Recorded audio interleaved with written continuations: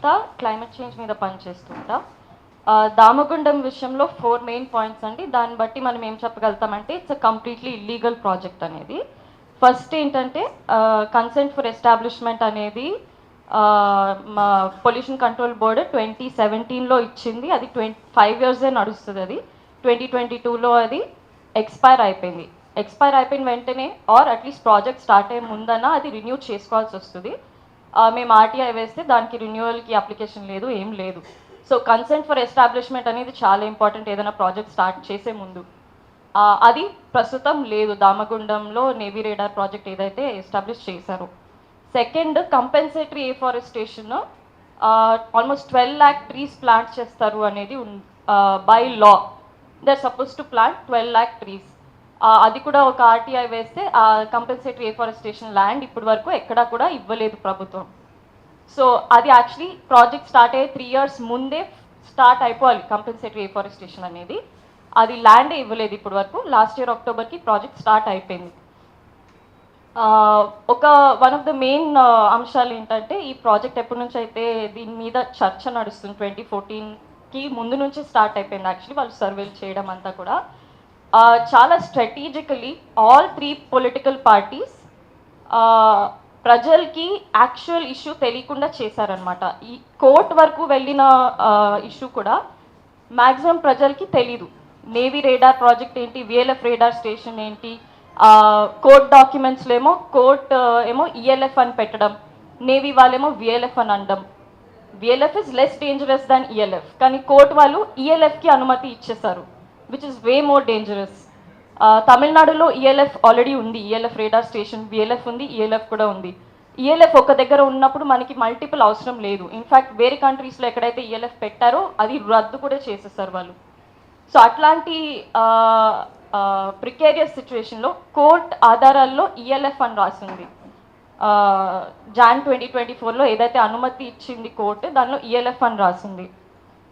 And with support of local police and local Congress leaders, అసలు civil society members ఎవరైతే మేము try చేసాము CFR apply చేయడానికన్నా local అక్కడ చుట్టుపక్కల ఉండే విలేజెస్కి అవగాహన ఇవ్వడానికి చైతన్యం చేయడం అంతా కూడా మా నుంచి చేయనివ్వలేదు. చాలా స్ట్రిక్ట్గా ఆపించేశారనమాట విత్ పోలీస్ ఫోర్స్. సో ఇవన్నీ చూస్తే విఎల్ఎఫ్ రేడార్ స్టేషన్ ఏదైతే దామగుండంలో ప్లస్ అది క్యాచ్మెంట్ ఏరియా, మనకి లోకల్ క్లైమేట్ అంతా కంట్రోల్ చేస్తుంది. మన 2 రిజర్వాయర్స్ని లో వచ్చే నీళ్ళది సోర్స్ ఆల్మోస్ట్ ఆ ఏరియా నుంచి వస్తుంది. అనంతగిరి హిల్స్, దామగుండం ఫారెస్ట్, ఇక్కడ నుంచే మొత్తం వచ్చే వర్షం అంతా అది క్యాప్చర్ అయ్యి రిజర్వాయర్స్లో నిండుతుంది. మనకి సిటీ ఎక్కువ ఎక్స్పాండ్ అవుతున్న కొద్దీ అక్కడ నుంచి నీళ్ళు ఇంకా తీసుకోవాల్సి వస్తుంది. అదొక బిగ్ కంట్రోల్ సిస్టమ్ అవుతుంది వాటర్ సైకిల్ కోసం. సో ఏమీ పట్టించుకోకుండా ఈ ప్రభుత్వం ఏదైతే ఎలక్ట్ అయ్యే ముందు ఏవైతే ప్రామిసెస్ ఇచ్చిందో, ఏవైతే చర్చలు చేసిందో, ఎకనామిక్స్కి ప్రస్తుతం ఉండే ఎకనామిక్స్ మంచిది కాదు, దానికి ఆల్టర్నేటివ్ మనం చూడాలి, ప్రస్తుతం ఉండే డెమోక్రాటిక్ ప్రాసెసెస్ని మనం స్ట్రాంగర్ చేయాలి, ఏదైతే చర్చలు చేసిందో ఈ ప్రభుత్వం ఏది పాటించట్లేదు. యాక్చువల్లీ తెలంగాణ స్టేట్లో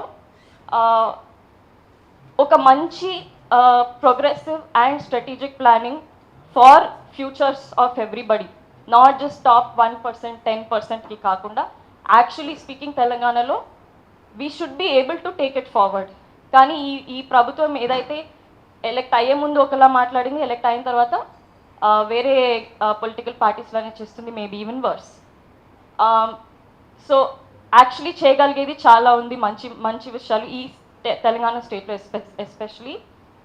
మనకి న్యాచురల్ రీసోర్సెస్ అయినా హ్యూమన్ రీసోర్సెస్ అయినా ఏ విషయంలో అయినా చూసినా, కానీ ఈ ప్రభుత్వం అది అసలు ఆలోచించట్లేదు, నెగిటివ్గా చేస్తుంది. ఏవో కొన్ని సోషల్ అంశాలు మాత్రం ఇవ్వడం, రవి గారు చెప్పినట్టు 6 ప్రామిసెస్లో కొన్ని ఇవ్వడం, అది కూడా పూర్తిగా ఇవ్వకుండా అలా చేసేసి ముందుకు వెళ్ళిపోదామని చూస్తున్నాం. ఆల్మోస్ట్ 2 years అయిపోతుంది. ఇంకా తర్వాత మళ్ళీ ఎలక్టోరల్ పాలిటిక్స్ అనేది స్టార్ట్ అయిపోతుంది. మనం యాక్చువల్ ప్రోగ్రెస్కి ఛాన్స్ అనేది కనిపించట్లేదు యాక్చువల్లీ స్పీకింగ్. సో దామగుండం విషయం ఇది, plus there are other issues also environmental, అది ఒక లెటర్ కూడా ఉంది. For example GO111 catchment area, అది కూడా GO111 ప్రీవియస్ ప్రభుత్వం రద్దు చేసినట్టు మాట్లాడింది, GO69 తెచ్చింది. ఈ ఆ టైంలో కాంగ్రెస్ ప్రభుత్వం ఏమనిందంటే జియో 69 రద్దు చేసేసి జియో 111ని స్ట్రాంగ్ చేస్తాము అనేసి. ఆ, మనలో చాలామంది కూడా వెళ్ళి సజెషన్స్ కూడా ఇచ్చారు. Baburao sir is one of them. కానీ ఇప్పటి వరకు దాని మీద చర్చ లేదు, డిస్కషన్కి ఇన్విటేషన్ కూడా లేదు. అసలు దాని గురించి మర్చిపోయినట్టే. ఆ జియో 69 ఏం చేస్తుందంటే అక్కడ డెవలప్మెంట్కి అనుమతి ఇచ్చినట్టు, ఫర్దర్ డెవలప్మెంట్ పర్మిషన్స్. ప్రస్తుతం అయితే అసలు డెవలప్మెంట్ అంటే ల్యాండ్ యూజ్ ల్యాండ్ చేయొచ్చు, క్యాచ్మెంట్ ఏరియా నుంచి అది కాంక్రిటైజేషన్ చేయడం అనేది అనుమతులు కూడా అవసరం లేకుండా ప్రభుత్వం ముందుకి సాగనిస్తుంది అన్ని పనులు. సో ఇట్లాంటివి యాక్చువల్లీ చూస్తే చాలా అంశాలు ఉన్నాయి. Where land use land change, మనము న్యాచురల్ రిసోర్సెస్ ప్రొటెక్టివ్ స్పేస్లో ఉన్నాం. Actually Telangana is protected by its natural resources, కానీ చాలా అన్సేఫ్ స్పేస్లోకి వెళ్ళే డైరెక్షన్లో ఈ ప్రభుత్వం కూడా అదే డైరెక్షన్లో వెళ్తుంది.